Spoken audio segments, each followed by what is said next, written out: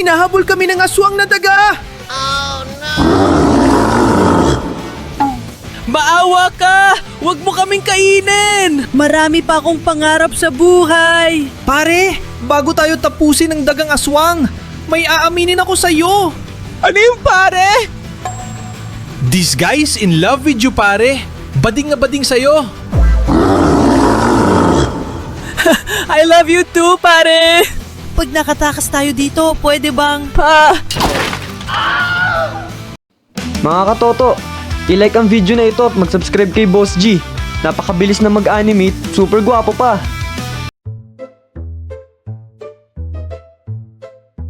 Mr. Timothy Paclong, ipinaiwan kita dahil nakababahala ang iyong grades sa subject na math.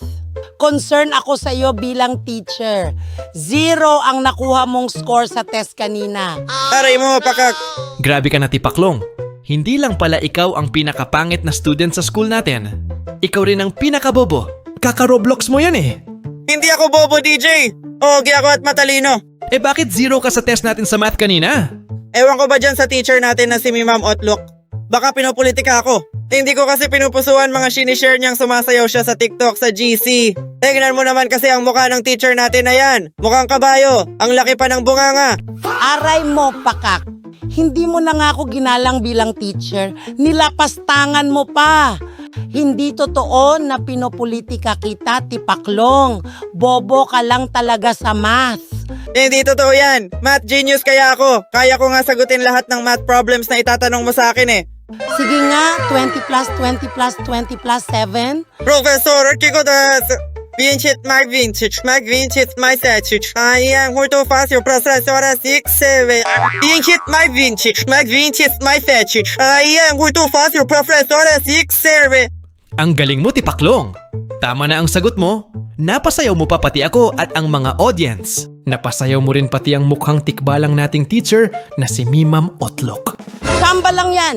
Sige nga, 1 plus 1. Professor Kiko das Vinci my vintage, my vintage my statute. I am who to fast your processor 6-7. 2 plus 2. Vinci my vintage, my vintage my statute. I am who to fast your processor 6-7. 4 plus 4. Vinci my vintage, my vintage my statute. I am who to fast your processor 6-7. 4 plus 4 equals 8. Doblehin ng 8.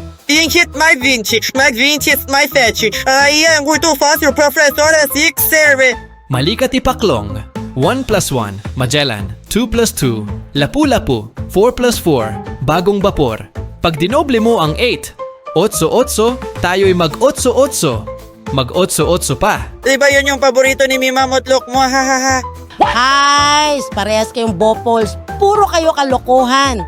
Ang sabi pa naman ni Dr. Jose Rizal, ang kabataan ng pag-asa ng bayan.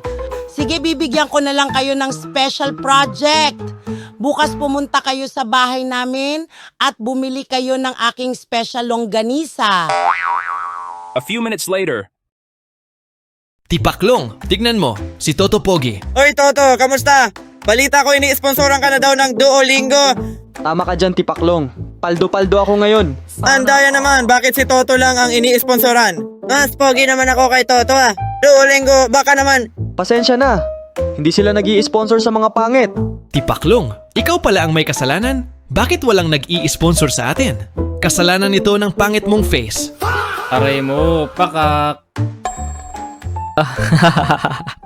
At sino ka naman? Ang kapal naman ng face mong tawanan ako. Hindi mo ba alam na famous ako? Nasa Kababalghan Adventures ako. Toto, sino ba yung kasama mo na yan? Bakit magkaiba ang kulay ng mata niya? Siya si Wapong. Isa rin siya sa mga bodyguard ni Boss G. At isa rin siyang mutya user na gaya ko. Ako si Wapong. Isa akong gwapong animator.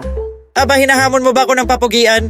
Miss Narrator, pakitanong na nga ang mga viewers kung sino ang pogi at dapat isponsoran ng Duolingo. Mga viewers, sino ang mas pogi at dapat isponsoran ng Duolingo? Si Wapong, si Toto, si Tipaklong o si DJ?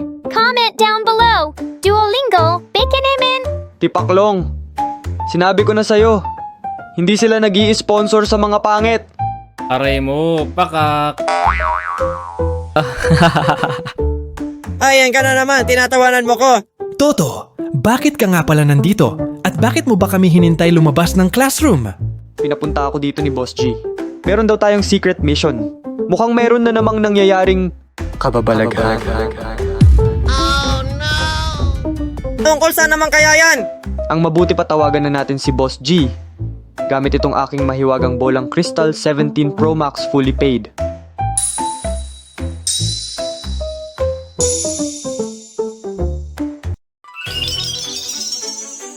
Mapagpalang araw sa inyong lahat mga aswang fighters. Ako si Boss G, ang aswang master at seller.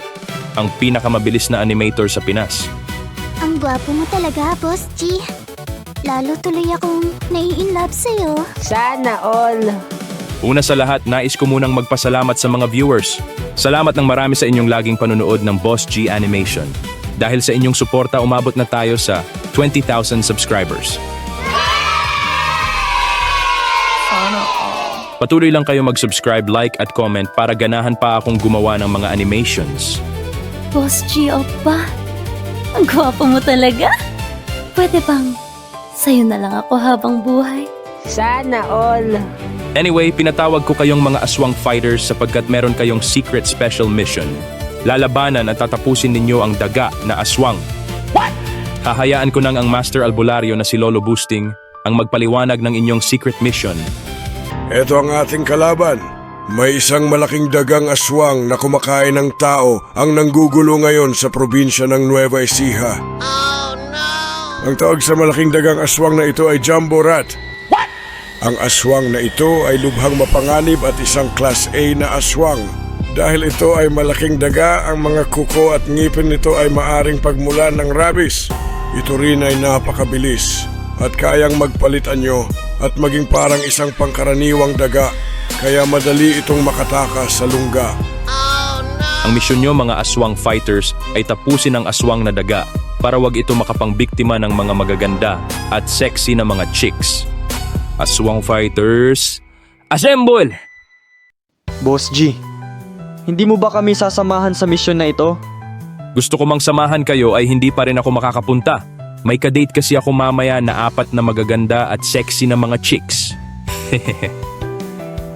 Pogi problems. Aray mo. Pengi. Mga viewers, i-like ang video na ito at mag-subscribe kay Boss G. Napakabilis niya mag-animate. Super gwapo pa. Ang di mag-like ng video na ito ay pangit. Tipaklong, may naisip ka na ba kung paano natin lalabanan ang aswang na daga? Siyempre naman DJ, ako pa ba? May naisip na ko paano natin matatalo ang Jumbo Rat na yan. Ang kailangan na ipanglaban natin sa daga ay pusa. Kapag may pusa tayo tiyak tapos yan, malaking daga na yan. Pinahanga mo ko, Tipaklong. Kahit pala pangit, bobo at broke ka, meron ka ring magagandang ideas minsan. Ano ba yan, papuri o insulto? Tipaklong, tignan mo sa labas, may pusa. Hulihin natin para panlaban sa dagang aswang. At hinabol nga nila Toto, Tipaklong, Wapong at DJ ang nakita nilang pusa. Plano nilang ipanlaban ang matabang pusa na ito laban kay Jumbo Rat. Ang bilis naman ng pusa na yan. Oy pusa, magpahuli ka na sa amin. Kapag di ka nagpahuli, gagawin ka naming si Opaw. Hoy Tipaklong, huwag mong lalong takutin ng pusa. Nakakatakot na nga yung pagmumukha mo, nakakatakot pa yung sinasabi mo. Aray mo, pakak. Para sa buong universe at para sa mga kaibigan ko, kailangan mahuli namin ang pusang ito. Huwag niyo na ako habulin. Wala akong planong magpahuli sa inyo. Ang pusang ito, para siyang ang pusa ni Mart na si Bomi. Nagsasalita siya.